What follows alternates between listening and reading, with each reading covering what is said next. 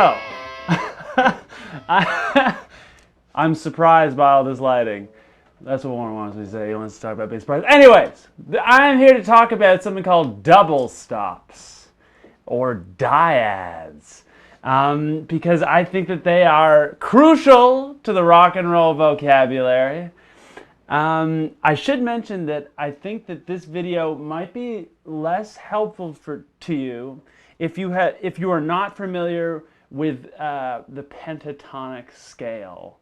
And by the pentatonic scale, I mean, for instance, if we're playing an A, the minor pentatonic scale, that one, or the major pentatonic scale.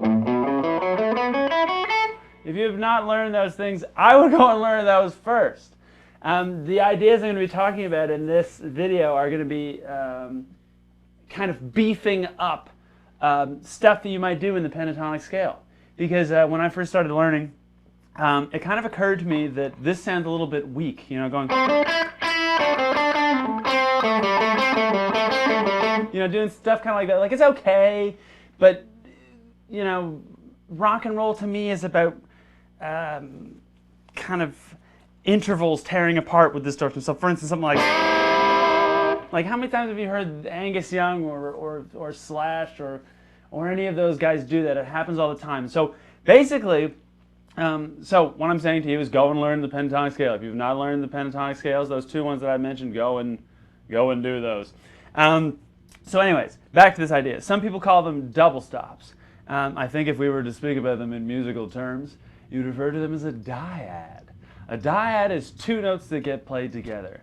And when you play two notes together and you have a distorted amp, it becomes kind of crunchy sounding. And so that's why I like them, because they beef up you know, a rock guitar solo. So for instance, I want to take you through a couple of my favorite ones. Basically the ones that I did at the intro to this video. And I'm not going to give you in particular examples of what to do. I'm just going to show you what they are, and I'm going to kind of leave it up to you to experiment with how you might use these in different improvisational settings. So I'm just going to go through basically my favorite double stops. So we'll start with the first one here.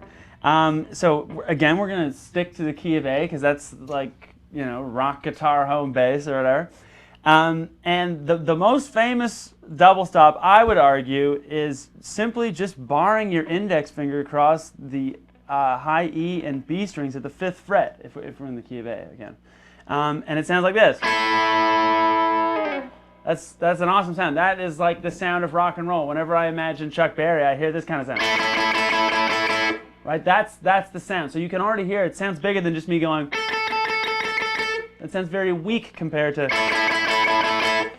So what I'm doing in this one is I'm taking the first of the scale, like the A, and I'm also taking E, which is the 5th. So it's almost like I'm doing kind of a power chord, but in a higher octave. So that one's going to sound good. It's going to sound good all the time.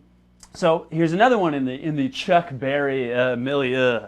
I just used the word milieu. You weren't ready for that. Get your dictionaries out, everybody. Okay, so the next one is going to be, I'm going to take my ring finger and my pinky finger. I'm going to place them on the 7th fret here of the G and the B strings.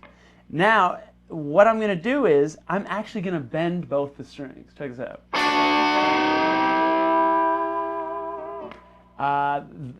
For further instruction on this one, watch the movie with, what is it, Rock and Roll, with the Chuck Berry, with Keith Richards as his musical director. Go and watch that movie. It's Chuck Berry's 50th anniversary. It's very good. Anyways, he goes up to Keith and he says, no, you have to start it from being bent. He says, do this. So anyways, that's a classic Chuck Berry maneuver. It sounds amazing to me. And so what I'm doing basically is I'm bending the note on the G string up a whole step. And I'm bending the note on the B string at the 7th fret up a half step. And when I do those together, it creates, which to me, I love the sound of it. It's a Eddie Van Halen thing that everybody does it. So that's another favorite of mine. Here's one that Angus Young uses constantly. I'm still on the same strings. I'm on the G and B strings. But now what I'm going to do is I'm going to take my pinky finger and move it up to the 8th fret on the B string. Now what I'm going to do is I'm going to keep that note static, but I'm going to bend the G string. So here it sounds like this. That's another one that gets used all the time. I love that one. Okay, let's go back to this. Here's a variation on that. What I'm going to do is I'm going to take my pinky, put it on the 5th fret of the high E string. Now I'm going to take my ring finger and put it on the 4th fret of the B string. And what I'm going to do is I'm going to bend that 4th fret up a half step. And so it's going to create this kind of a sound, which is fantastic. It's the same thing as this, but just with that extra grit in between. So again, all these sounds that that I've been talking about, the ones with bending, I want to hear those intervals beating and kind of ripping apart. It sounds very rock and roll, for lack of a better term. Now, if I take that one that I just did, but move that same shape up so that my pinky finger is on the 8th fret, my ring finger is now on the 7th fret, so 8th fret of the high E string, and my ring finger is on the 7th fret of the B string. I'm going to do the exact same kind of an idea, but now I'm going to try to bend them both just a little bit. Again, it's gross. You can hear the beating and the ripping of those intervals. Nothing is more rock and roll than this. It almost sounds bad, like it sounds gross, but that's the idea. We're just trying to kind of put energy out there. We're trying to generate some excitement. So I've got two more. This one's kind of in the higher part of the neck. So what I'm going to do now is I'm going to take my index finger, place it on the 12th fret of the high E string, take my middle finger and place it on the 13th fret of the B string. And now this one, it's going to sound like this. I'm going to bend just my middle finger note. You hear those intervals ripping? And then coming together? That tension is what this is all about. Another one, or the last one I should say, is ring finger, 15th fret, pinky finger, also 15th fret. So I'm still on the high E and B strings. And now what I'm going to do is I'm going to bend this ring finger note up a whole step and create this sound.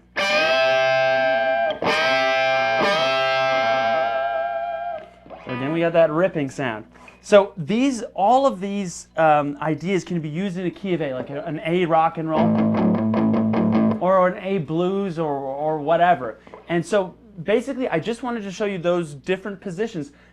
Any of those positions can be used to create a really great fill. So let's say you've got a singer, and they're going on like, New Orleans, and you want to throw a fill in between that New Orleans bit. You can throw as like an answer to that vocal line. So that's kind of how I'm imagining that you can use them. You can use them any way that you want. One little final bit of advice here that it occurs to me that I've left out is that I am always reinforcing bent notes that go up more than a half step. So what that means is that if I'm bending this 7th fret up a whole step, I'm going to use other fingers on the same string to help me get that pitch. So for instance, I'm using 3 fingers to do that. But if I'm going up like a half step, you can usually get away with 1 finger. So anyways, this has been me discussing the art of rock and roll soloing. Again, we talked about double stops and the idea of using diads to kind of generate a rock and roll feel in fills or solos or whatever. So next time you're playing a solo, try to bust out of just using single notes. Try to get some of these diads going because it makes the song sound nasty and gritty. So this is Nick signing off, and hopefully some of this was coherent.